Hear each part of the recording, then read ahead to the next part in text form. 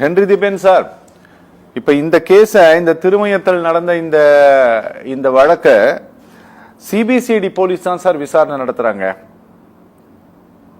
Sir நான் பேசுறது உங்களுக்கு கேட்கும்னு நினைக்கிறேன். நல்லா கேக்குது.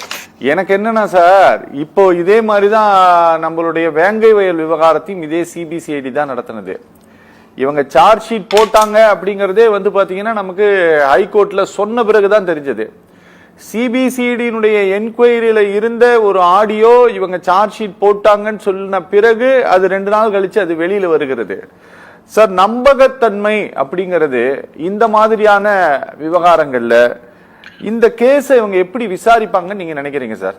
ஏன்னா நாங்க பார்த்துட்டு இருக்கிறோம் ஒவ்வொன்றும் இல்ல இவங்க சரியா விசாரிக்கல, இவங்க மழுப்பலா புகார்தாரரையே இவர்கள் குற்றவாளி ஆக்கி இருக்கிறார்கள் இப்படின்ட்டு எல்லாம் சொல்றாங்க. அதுக்கு தகுந்தபடி அவங்களோட கஸ்டடியில இருக்கக்கூடிய ஒரு மெட்டீரியல் எவிடன்ஸ், அவ்வளவு சீக்கிரசியான எவிடன்ஸ் வெளியில வருது. அதனால எங்களுக்கு தெரியல, அதனால நீங்க கொஞ்சம் சொல்லுங்களேன். அதாவது முதல்ல மிக சிறப்பா எனக்கு முன்னாடி பேசினவங்க எல்லாம் பேசினாங்க. நான் இந்த இடத்துல மட்டும் கூற விரும்புறேன்.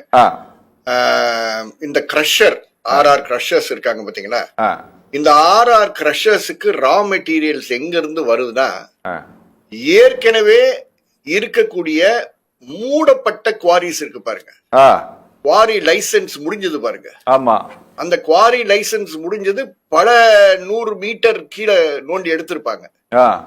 இந்த மாதிரி ஏற்கனவே லைசன்ஸ் முடிந்திருக்கக்கூடிய குவாரிஸ்ல இருந்துதான் இவங்க கல்ல எடுக்கிறாங்க. ஓகே, நான் எதை குற்றம் சாட்டுறேன்னா, இன்னைக்கு சட்டத்தின் கீழ் 35A கிரீன் ஃபண்ட்னு ஒரு ஃபண்ட் கிரியேட் பண்ணி அதுக்கு ஒரு கமிட்டி இருக்கு. ஓகே, அந்த கமிட்டி மாவட்ட ஆட்சித்தலைவர், assistant director geology, district forest officer, executive engineer, environment engineer, இந்த மாதிரி நபர்கள் தான் உறுப்பினரா இருக்காங்க. அவங்களுடைய முதல் வேலை என்னன்னா, இந்த குவாரி மூடியவுடன் லைசன்ஸ் பீரியட் முடிஞ்ச பிற்பாடு அதை ஃபென்ஸ் பண்ண வேண்டிய அவசியம் இருக்கு. சரி, இது சட்டத்துல இருக்கக்கூடியத பேசுற, நம்மளும் விருப்பத்தை பேசல.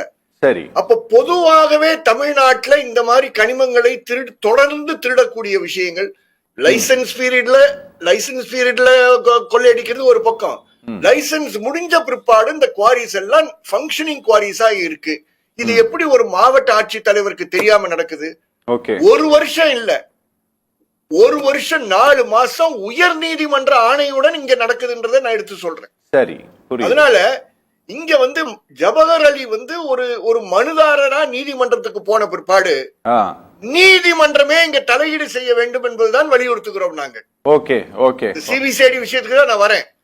இது ஏதோ ஒரு வழக்கு நடந்தது, அதனால அது போலீஸ் நாங்க சஸ்பெண்ட் பண்ணிட்டோம், தாசில்தாரை டிரான்ஸ்பர் பண்ணிட்டோம், இப்ப நாங்க சிபிசிஐடி கொடுக்கிறோம், சிபிசிஐடி விசாரிப்பாங்க, இதெல்லாம் நான் நம்ப தயார் இல்ல.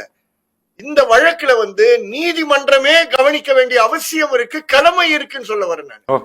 எந்த நீதிமன்றம் ஆணை கொடுத்து செப்டம்பர் 2023 மாவட்ட ஆட்சித்தலைவர்களுக்கு கட்டளையிட்டார்களோ, அந்த மாவட்ட ஆட்சித்தலைவர்கள் பேருடன் சொல்லுகிறேன், சி ரம்யா, அடுத்தது அருணா IAS, அடுத்தது லலிதா அசிஸ்டன்ட் ஏடி மைன்ஸ், அதுக்கப்புறம் இவர்களுடைய பிஏவா இருக்கக்கூடிய கலெக்டரா இருக்கக்கூடிய லக்ஷ்மணன், திருமயம் கலெக்டர், இவர்கள் எல்லாம் நேரடி தொடர்பில் இருந்தவர்கள். இவர்களுடைய டெலிபோன் நம்பர்ஸை எடுத்தீங்கன்னாவே எல்லாம் தெரிஞ்சு போயிடும்.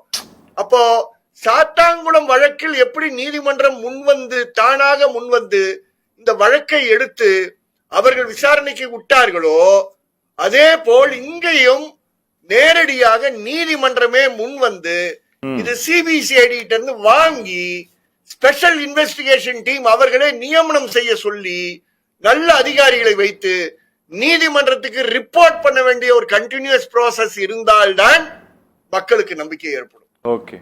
உள்ளார போயிட்டு வந்தேன்னு சொல்றாங்க. உள்ளார போயிட்டு வந்தா என்னை பொறுத்தவரை, நான் எனக்கு பேசுறேன், எந்த மைன்ஸையும் பார்க்க முடியாது. கிரஷரை தாண்டின பிற்பாடுதான் நம்ம மைன்ஸ்குள்ளார போக முடியும். ஆமா, நான் கிரஷர் அவன் வச்சிருக்கக்கூடிய கிரஷர் ஏரியாக்குள்ளார போய் மைன்ஸ் எங்க இருக்குன்னு அவன்கிட்ட கேட்டு இதெல்லாம் செஞ்சுட்டு வரோம். அந்த மைன்ஸுக்குள்ளார போறதுக்குரிய ஏரியால ஏடி மைன்ஸ் இப்ப இன்ஸ்பெக்ஷன் பண்ணாங்க, வெவ்வேறு மாவட்டங்கள் வந்தாங்கன்னு எல்லா தொலைக்காட்சியில காட்டினாங்க. பள்ளத்தாக்குல இறங்குறதெல்லாம் பார்த்தோம். இப்ப அதுக்கு செல்லுகின்ற பாதையை மறித்து மண்ணு போட்டு மூடிட்டாங்க.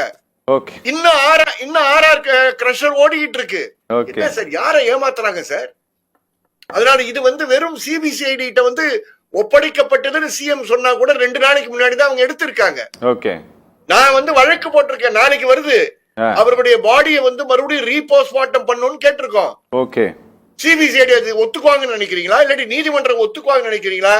இது வேற வழியே இல்லாமல் நீதிமன்றம் தனக்கு சவால் விட்டிருக்கிறார்கள். இந்த இல்லீகல் பீப்புள், ஓகே, இந்த மாஃபியாக்கள், இந்த அதிகாரிகள் என்று அவர்கள் என்று உணர்கிறார்களோ அன்றுதான் தீர்வு இருக்கு தவிர இது வேற வழியில வந்து வெறும் ஒரு சிபிசிஐடி இதுக்கு முடிச்சு விடுவாங்க அப்படின்னு நான் நம்ப தயார் இல்லை. ஹையஸ்ட் மினிஸ்டர் பாசிபிள் இந்த cabinet of Tamil Nadu involved. Okay. புதுக்கோட்டையில லா மினிஸ்டர் இருக்காரு. அந்த லா மினிஸ்டர் மீறி விஷயங்கள் நடக்குது என்று நான் ஓபனா கூற விரும்புகிறேன். அதனால இது ஏதோ லேஸ் பட்டு தயவு செய்து எடுத்துக்க வேண்டாம். இது ஏதோ ஒரு சம்பவம் நினைக்க வேண்டாம். வெவ்வேறு குவாரிகள்ல இது போன்ற நேர்மையான விஷயங்களை எடுத்துக்கொண்டு செல்லுகின்ற நபர்கள் தனி நபர்களாக இருக்கிறார்கள் என்று கூற விரும்புகிறேன். இது ஆங்கிலத்தில் விசில் ப்ளோவர்ஸ் சொல்லுவாங்க. ஓகே. இந்த மனித உரிமை காப்பாளர்களை காப்பாற்ற வேண்டிய பொறுப்பு அரசனுடைய பொறுப்பு. இன்னைக்கு எங்க வாடிப்பட்டியில ஒரு இன்னொரு நபருக்கு உயிர் ஆபத்து. அவனை கெஞ்சி கேட்டுட்டு இருக்கேன், தம்பி நீ ஊருக்கு போ, இங்க வாப்பா, என்கிட்ட வா, முதல்ல உனக்கு விட்னஸ் ப்ரொடெக்ஷனை வாங்குறேன், அதுக்கப்புறம் வேலையை கொண்டு போ என்று கெஞ்ச வேண்டிய நிலைக்கு தள்ளப்படுகிறோம். ஜகபர் அலின்றது ஒரு நபர் கொலை அல்ல. இந்த மாநிலத்தில் பல ஜகபர் அலிகள் இருக்காங்க. அவர்கள் அனைவரையும் பாதுகாக்க வேண்டிய கூட்டு பொறுப்பு நமக்கு இருக்கு என்று இந்த நேரத்தில் கூற விரும்புகிறேன். Okay okay okay.